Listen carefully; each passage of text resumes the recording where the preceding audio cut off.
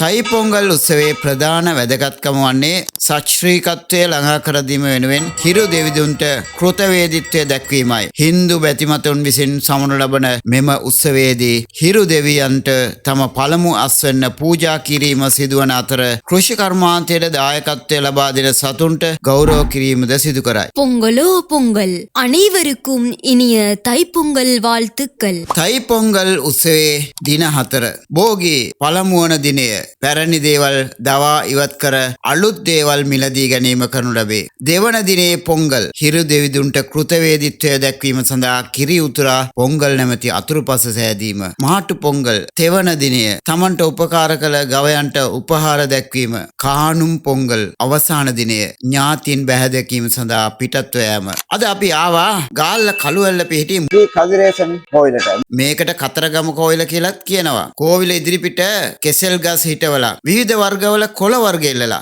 සාමාන්‍යයෙන් හින්දු ආගමික සැරසිලිවල වැදගත් වෙන කොළ වන්නේ ඔවුන් මුක්කණි යනුවෙන් හඳුන්වන තුන් වර්ගයේ පළතුරු ගස්වල පත්‍රයන්ය. අඹ, කොස්, කෙසෙල් මේට අයිති වෙනවා. මීට අමතරව උග්ගස්ත හිටවා තමන් ලබනවා. සියලු දිනාටම සාමයෙන් පිරුණු සෞභාග්‍යයෙන් සපිරුණු තයි පොංගල් උත්සවයකට ආසිරිපතමු. පොංගලෝ පොංගල්.